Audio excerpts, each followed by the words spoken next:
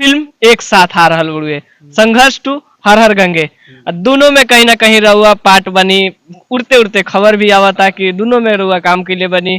तो सबसे पहला शो कौन देखे जाई और सबसे ज्यादा लगाव केकरा से बड़ुए? देखिए दोनों फिल्म से हमरा लगाव बा।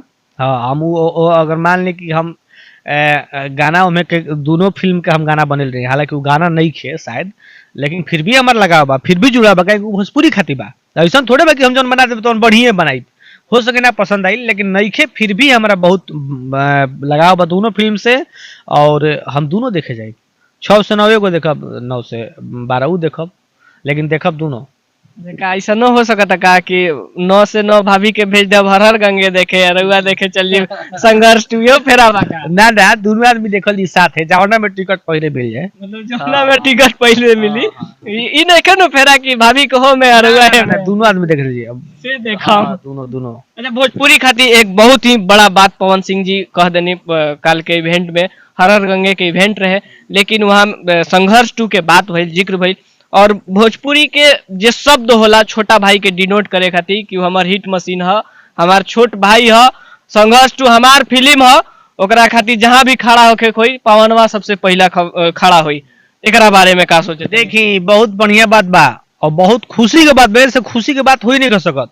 हमार का नाम बा कि जौन कान में सुनाइल, जौन दिन में सुनाइल, ओकरा के स्वीकार करे के बा, ओकरा में सोचही के निके, ओकरो पे कितना लोग तो देखत नहीं, ओकरो पे कंट्रोवर्सी शुरू, ओकरो पे राजनीति होता कि ऐसे काहे बोलन, ऐसे तो ना बोले के चाहिए, चाहे ऐसे जरूर उनका मन में कुछ खोट बा, जरूर उ रुआ के बोलते बने कि प्रजाति है टाइप के, रुआ अगले बगल मिली हां, तो उससे घबराए के बात नहीं खे, इतना बढ़िया बात बोले हैं। अब बताइए, हम रउआ से बोल दी कि रउआ भाई है, रउआ से बहुत प्यार करला, अब बताइए का करब, जमाने के दोस्त बा, सही रउआ कतनो सीधा बानी नु तब हूं ना, उतना सीधा ना हो, हाँ वो बहुत घोग है, जैसे ना होला बोलाला ना उतना सीधा ना हो, खासी लागल अंदरूनी। अब बताइए, अब बुझाइबे ना करी कि रउआ अपना आपके कैसे साबित करब हम सीधा बानी। अब बेचारे पवन भैया बोलले बा इतना बढ़िया बात, अब बताइए, अब ये बोलला के बाद उनका आप सफाई देवे के बा ना कि हम कहीं से बोल देनी, क्या सोचत रहे? अरे भाई उनके दिल के में जो बात है, अपना जुबान पे जो बात है वो बोलें, और उसमें क्या गलत बोले हैं? ये ऐसा हर एक कलाकार को, हर एक जितने भी लोग हैं, चाहे कलाकार होखे, चाहे कंपोजर होखे, चाहे भोजपुरी सुने वाला लोग बा, चाहे फैंस बा, जे भी लोग बा, सबकी पॉजिटिविटी बना के रखे के पड़ी, तबे हमने भोजपुरी मजबूत होई। अच्छा, भोजपुरी में आज के समय में जौन दौर शुरू भइल बा, जे अश्लील पहले चलत रहे, अब धीरे धीरे खत्म हो रहल बड़ुए, अच्छा चीज पे लोग आ रहल बड़ुए, जे कंट्रोवर्सी चलत रहे, मार झगड़ा चलत रहे, अब भाई भाई के बात होता, तो भोजपुरी में हमनी के का बड़ा बदलाव कुछ होखे वाला बा? यही इहे बदलाव के जरूरत बा। देखी इहे बदलाव भोजपुरी में चाही, काहे कि देखी कि सब लोग एक बा, सब के काम बा, अपन काम करे के बा।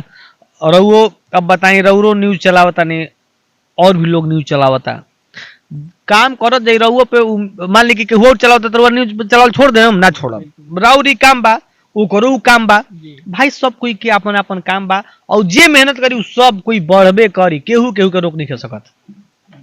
कितना खूबसूरत बात करनी। चलते चलते हम चाहब कि कोनो गीत के साथ छोड़ चली दर्शक के, कहे से कि राउर आवाज एकदम मिठास बुड़ुए, कोयल जैसन दम गुनगुनावे ने, ओ राउर गायकी का हम फैन बनी, कंपोजिंग के दजाए दी। एक गाना हमने के अन्नपूर्णा से बहुत बड़ा गाना रहा है कि सही ना लइकिन के डिमांड होला, कि सही ना लइकिन के डिमांड होला, कि हई बिहार वाला लइका बरांड होला, कि हई यूपी वाला भैया बरांड होला।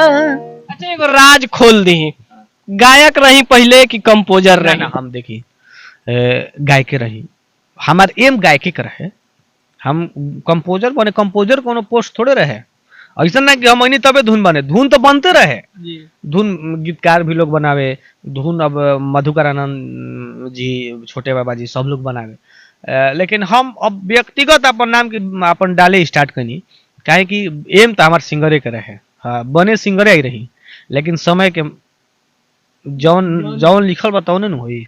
बहुत बहुत धन्यवाद भैया, अपन कीमती समय देनी। बाकी आप लोग वीडियो के बारे में का सोचता नहीं, अपन राय कमेंट बॉक्स में जरूर दे। फिर मिलब कोई और खबर के साथ, तब तक खातिर जय हिंद।